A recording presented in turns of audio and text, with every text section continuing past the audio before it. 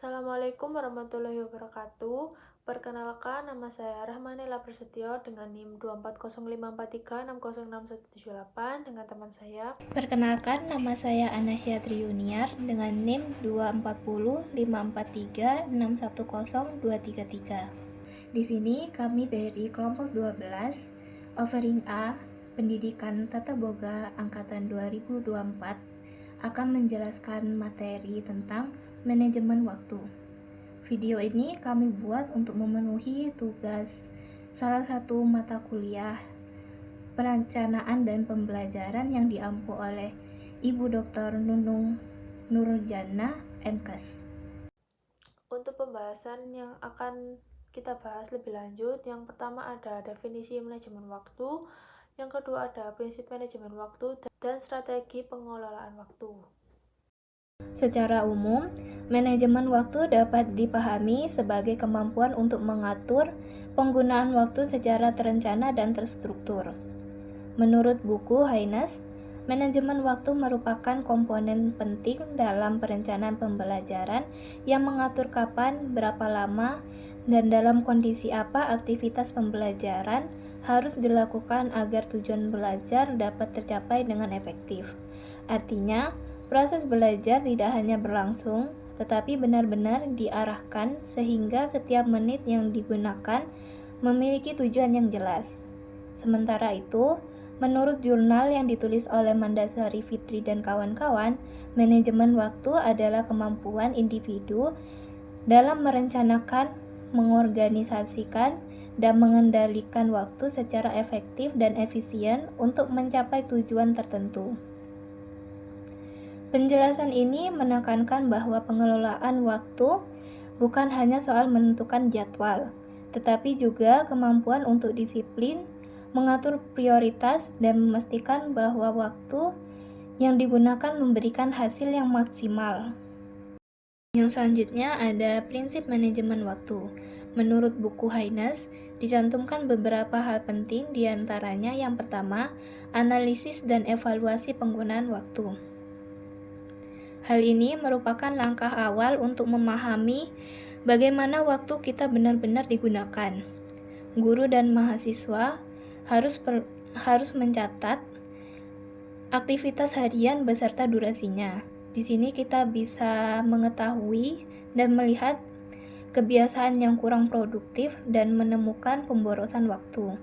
Evaluasi seperti ini dapat membantu kita mengurangi kegiatan yang tidak mendukung pencapaian tujuan pembelajaran. Lalu, yang kedua ada perencanaan yang realistis. Saat menyusun jadwal, kita harus memperkirakan durasi tugas secara masuk akal. Jika terlalu singkat, pekerjaan menjadi terburu-buru dan hasilnya kurang maksimal. Sebaliknya, jika waktu yang diberikan terlalu panjang, akan membuat waktu terbuang sia-sia. Yang ketiga ada penetapan prioritas dalam belajar. Tidak semua tugas memiliki tingkat kepentingan dan urgensi yang sama. Karena itu, kita perlu mengklasifikasikan tugas berdasarkan yang penting dan yang paling mendesak. Dengan menetapkan prioritas, kita bisa fokus pada hal yang benar-benar perlu dikerjakan terlebih dahulu. Yang keempat atau yang terakhir ada fleksibilitas waktu. Manajemen waktu yang baik harus menyediakan waktu cadangan. Dalam pembelajaran bisa saja muncul kendala mendadak, seperti masalah teknis, perubahan durasi, atau revisi tugas. Dengan waktu yang fleksibel, kita tidak mudah panik dan tetap dapat menyelesaikan kegiatan sesuai rencana. Untuk materi yang ketiga yaitu adalah strategi pengelolaan waktu.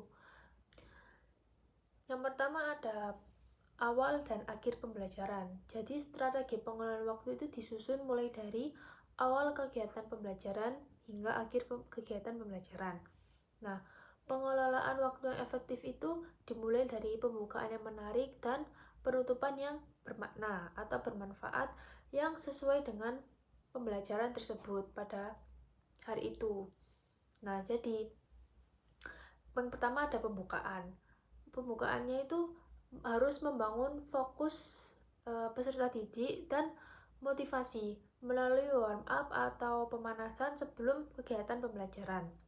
Contohnya seperti ada pertanyaan atau kuis ringan, seperti contohnya itu peserta didik itu dipancing agar dia itu lebih fokus dengan materi yang akan disampaikan. Nah, untuk menarik fokus atau perhatian para peserta didik itu, kita sebagai pendidik itu bisa memberikan pertanyaan ringan. Contoh kuis ringan atau pertanyaannya itu seperti menanyakan pembelajaran apa yang akan kita bahas pada hari itu, atau mungkin pembahasan sebelumnya itu apa gitu, kita tanyakan kepada peserta didik agar mereka lebih fokus.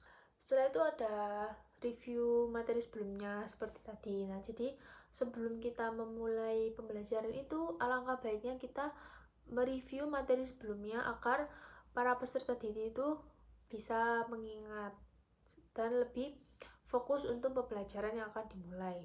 Untuk penutupan atau akhir pembelajaran itu berfokus pada menegaskan pemahaman dengan rangkuman refleksi atau pertanyaan akhir.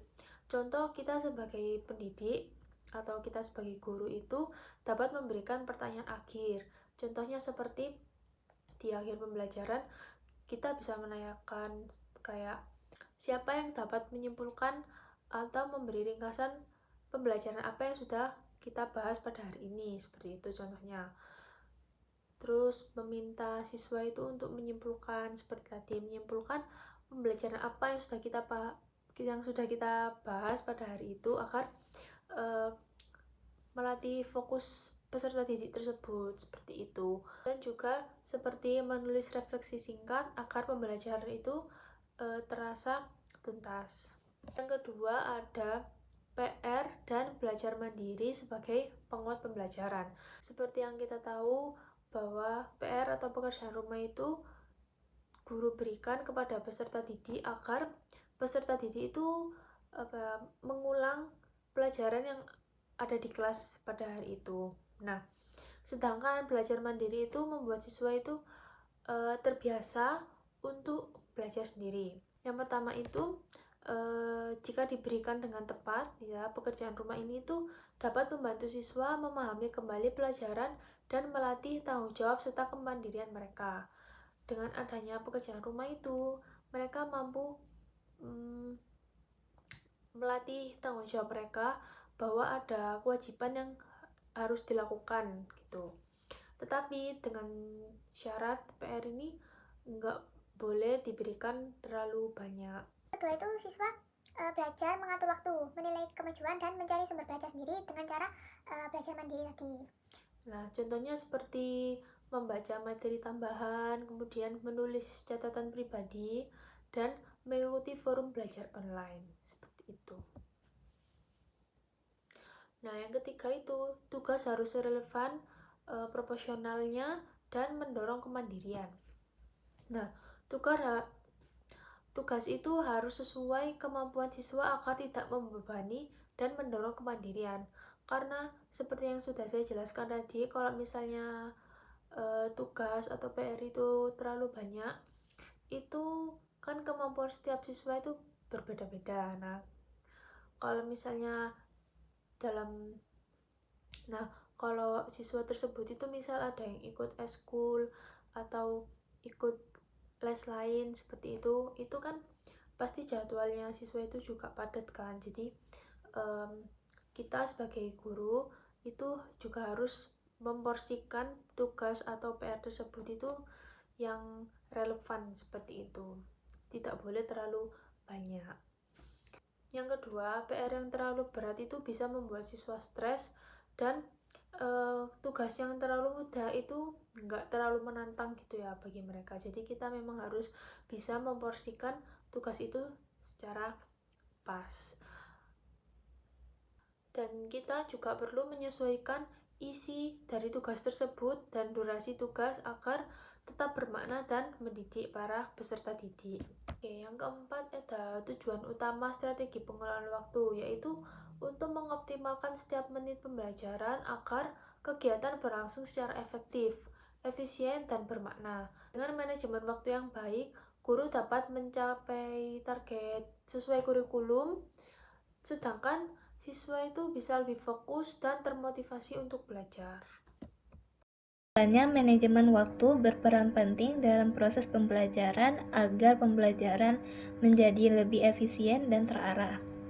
Jika siswa dan guru mampu mengatur waktu dengan baik, setiap kegiatan belajar berlangsung dengan lancar, fokus, dan bermakna. Artinya, kita bisa memaksimalkan waktu untuk memahami materi, menyelesaikan tugas tepat waktu, dan mencapai tujuan pembelajaran tanpa terburu-buru. Dengan manajemen waktu yang baik, kualitas belajar akan meningkat dan hasil yang dicapai pun menjadi lebih optimal. Sekian dari kelompok 12. Terima kasih sudah menonton. Wassalamualaikum warahmatullahi wabarakatuh.